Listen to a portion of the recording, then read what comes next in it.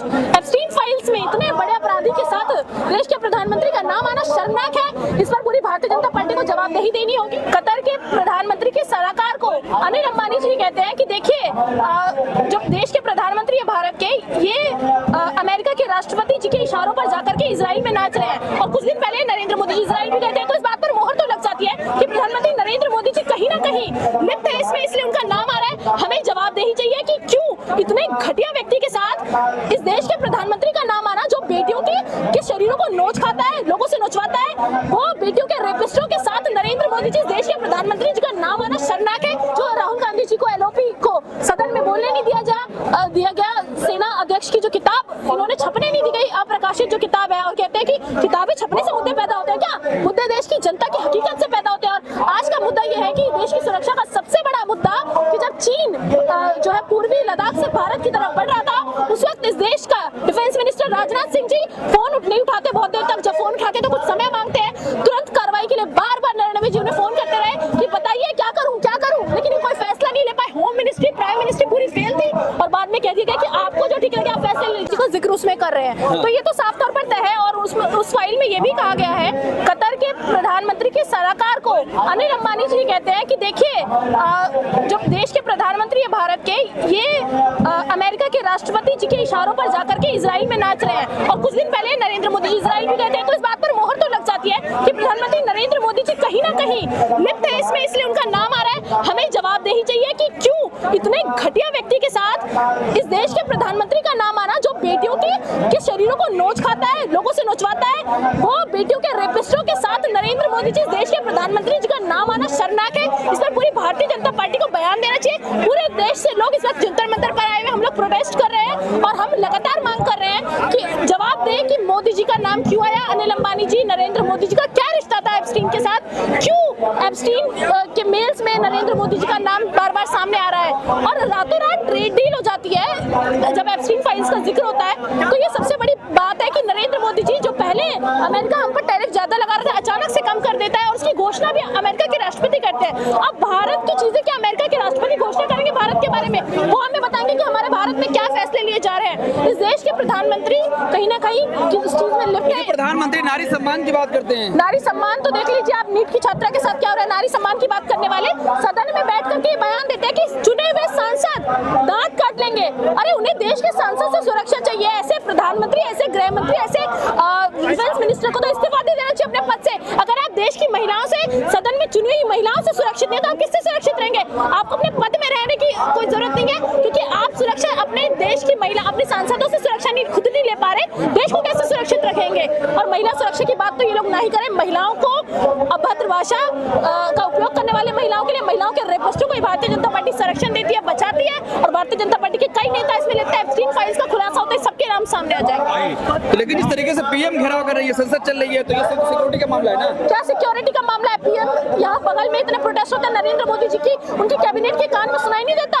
हम पीएम का घेराव करेंगे, प्रधानमंत्री का घेराव करेंगे, और हम अभी थोड़ी देर में पीएम का घेराव करने जा रहे हैं। और मुझे लगता है कि पुलिस जो इन्होंने इतनी तादाद में खड़ी कर दी, अगर इतनी पुलिस इन्होंने लगा दी होती बेटियों के रेपिस्टों को ढूंढने के लिए, तो शायद आज बेटियां सुरक्षित होती देश के। एक लड़की होने के नाते आप कैसे देख रहे हैं कि एप्स्टीन फाइल में प्रधानमंत्री नरेंद्र मोदी का नाम है? देखिए, मैं तो पहले से जानती थी कि इनकी पूरी कैबिनेट, इनके नेता सारे देश के अंदर महिलाओं के साथ शोषण करते हैं, महिलाओं के रेपिस्टों को संरक्षण देते हैं। लेकिन आज एप्स्टीन फाइल्स में इतने बड़े अपराधी के साथ देश के प्रधानमंत्री का नाम आना शर्मनाक है। इस पर पूरी भारतीय जनता पार्टी को जवाबदेही देनी होगी।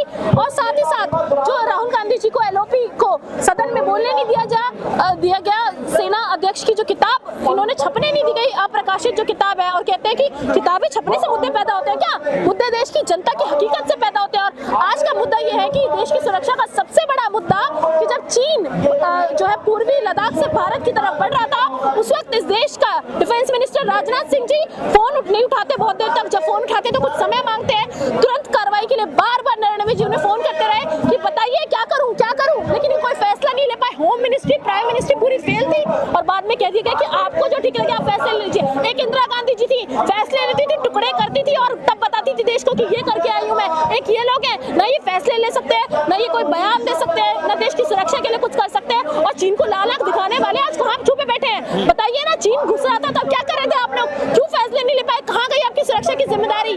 आज अगर वो किताब प्रकाशित हो गई अगर राहुल गांधी जी सदन में कोट कर देते तो सच सामने आ जाता। इससे पूरी भारतीय जनता पार्टी और उनकी कैबिनेट डरी हुई थी, इसलिए उन्हें किताबें कोट नहीं करने दिया गया। लेकिन निशिकांत दुबे 4-4 किताबें लेके पहले प्रधानमंत्री को, जवाहरलाल नेहरू जी को, इंदिरा गांधी जी को गाली देते हैं, सदन में अभद्र भाषा का उपयोग करते हैं, सदन की गरिमा को तार-तार करते हैं, तब नजर नहीं आता किताबें कोट हो रही है, ना उनके ओम बिरला जी को नजर आता, ना किसी को नजर आता। तो मुझे लगता है कि राहुल गांधी जी की आवाज को, पूरे विपक्ष की आवाज को, जिन्होंने उन सांसदों को चुना है जो विपक्ष के हैं, उनकी आवाज को दबाने के लिए आज पूरी भाजपा काम कर रही है। लेकिन भाजपा कह रही हो तो भगवान के अवतार है उनका, भगवान के ऐसे अवतार है कि पूछिए मत, भगवान को नहीं मानते। राम मंदिर का जब उद्घाटन हुआ था तो मैं आपको बता देती हूँ, जिस किताब को आज ये लोग रोक रहे हैं, नरेंद्र जी राम मंदिर के उद्घाटन में आए थे, किसने बुलाया था? भारतीय जनता पार्टी ने। तब वो सही थे, आज उनके खिलाफ सच लिख दिया, किताबें छाप दी। और मुझे लगता है कि सेना प्रमुख को एक किताब छापने के लिए किसी की परमिशन की जरूरत नहीं है, क्योंकि उन पर आंख बंद करके इस देश का हर सैनिक, हर इंसान और हम जैसे तमाम लोग भरोसा करते हैं। तो वो किताब में अगर कुछ लिखते तो वो सच है।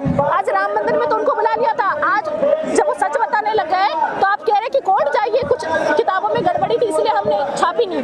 और मुझे लगता है कि देश की जनता देख रही है कि भगवान के, ईश्वर के नाम पर कैसे, धर्म के नाम पर धंधा ये भारतीय जनता पार्टी कर रही है।